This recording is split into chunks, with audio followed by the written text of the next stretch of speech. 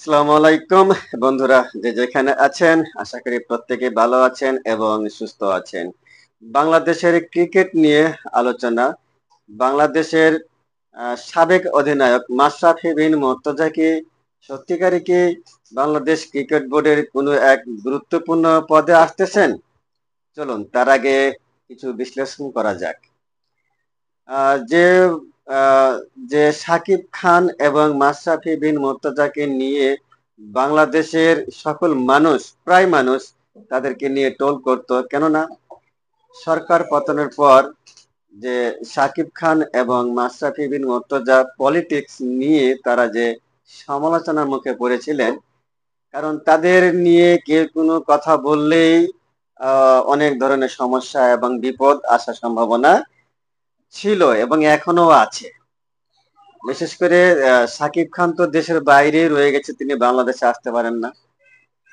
তিনি পলিটিক্সের সাথে জড়িয়ে যাওয়ার কারণে সরকার পতন হওয়ার পরে তিনি বাংলাদেশে আর আসতে পারেন না।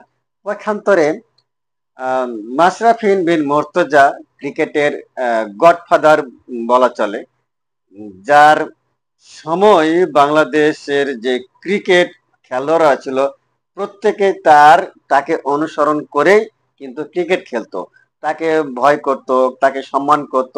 তার এক কথায় তিনি যে একজন ক্যাপ্টেন, তার ক্যাপ্টেনের উপর প্রত্যেকেই ভরসা ছিল, তিনি যা বলতেন তাই শুনতেন। সেই কারণে তিনি সফল ছিলেন। সেই মাশরাফি বিন মুর্তজা এখন বাংলাদেশে রয়ে গেছে, ঢাকার মধ্যে কোনো জায়গায় খুঁজলে তাকে অবশ্যই পাওয়া যাবে। লক্ষ্য করুন, সর্বশেষ চারটি ওয়ানডে সিরিজ হেরে যাওয়ার পরে, চারটি ওয়ানডে সিরিজ হেরে যাওয়ার পরে সর্বশেষ ওয়েস্ট ইন্ডিজের সাথে যে সিরিজটি জিতলো, সর্বশেষ ম্যাচটি এটি ডু এবং ডাই ছিল, অর্থাৎ মানে হারলেই সিরিজ হেরে যেত। তাহলে সর্বশেষ পাঁচটি সিরিজ হেরে যেত। আপনারা দেখেছেন সংবাদ সম্মেলনে বাংলাদেশ ক্রিকেটের বর্তমান যিনি অধিনায়ক মেহেদী হাসান মিরাজ, তিনি কিন্তু একেবারেই আম, সংবাদ সম্মেলনে প্রকাশ্যেই তিনি মাশরাফির কথা তিনি বলেছেন, সে সাথে তামিমের কথাও বলেছেন। কেন বলেছেন? যখন বাংলাদেশের ওয়ানডে র্যাঙ্কিং এ যখন মানে দেওয়ালে পিঠ থেকে গেছে, তখন কিন্তু মাশরাফি আর চুপ থাকতে পারেন নাই, তখন তামিম আর চুপ থাকতে পারেন নাই, কারণ তারা ক্রিকেট নিয়ে গবেষণা করে, তারা ক্রিকেট নিয়েই পড়ে থাকে, তারা ক্রিকেট একসময় খেলেছেন, তারা সাকসেস ছিল। দেখতেছেন যে বাংলাদেশের ক্রিকেট একেবারে তলানিতে নেমে চলে আসতেছে, কারণ গত 19 বছরের পরে এখন বাংলাদেশ সর্বশেষ। কারণ যে বাংলাদেশ ছিল 6 নম্বরে, 7 নম্বরে, সে বাংলাদেশ এখন 10 নম্বরে। তাহলে 10 নম্বরে নিচে নামার কারণ খুঁজে বের করলে অনেক ধরনের কারণ আছে। কারণ ড্রেসিং রুমের যে সিন্ডিকেট, বাংলাদেশ জাতীয় ক্রিকেট বোর্ডের যে সিন্ডিকেট, যে অগোছালো, মানে নানান ধরনের সমস্যা, তিনি মাশরাফি বিন মুর্তজা তিনি এগিয়ে আসলেন।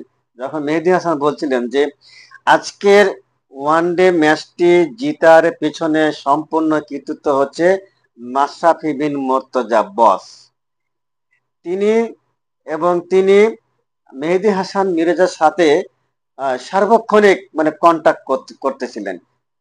কিভাবে খেললে সিরিজটা জিতা যাবে, কিভাবে খেললে আজকের ম্যাচটি জিতা যাবে, মানে কোন অ্যাঙ্গেল দিয়ে, মানে সব কিছু total A to Z Mashrafe Bin Mortaza Mehedi হাসানকে মানে এক কথা বলা চলে যে কান মন্ত্র দিয়েছিলেন, যে কান মন্ত্র দেওয়ার কারণে কিন্তু বাংলাদেশ আজকের সিরিজটা জিতেছিলেন। অর্থাৎ ওয়েস্ট ইন্ডিজের সাথে সর্বশেষ যে ম্যাচটি হলো, বাংলাদেশ ঢাকায় যে মিরপুর স্টেডিয়ামে, সেখানে জিতলো এবং সিরিজ জিতলো।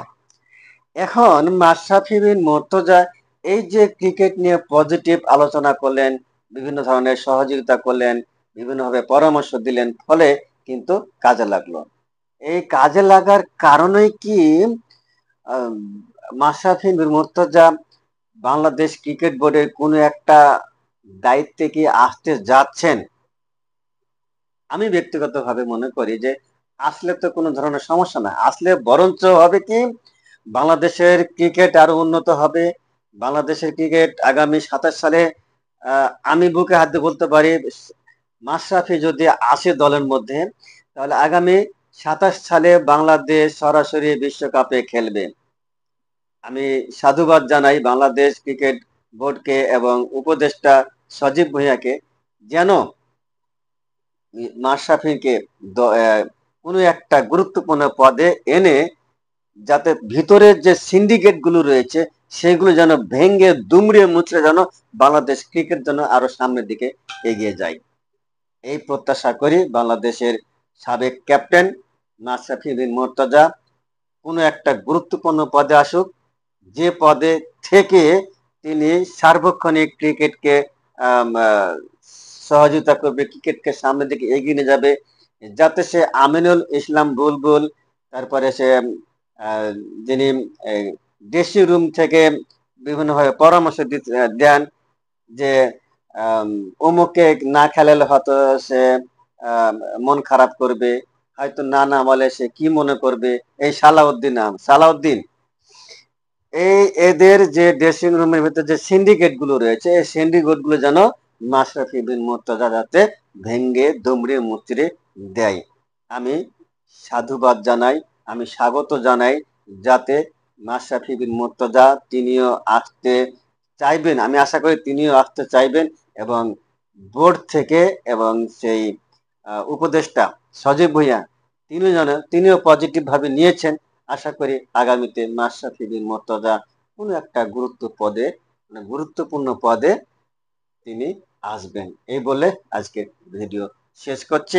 সবাই ভালো থাকবেন, সুস্থ থাকবেন। আসসালামু আলাইকুম।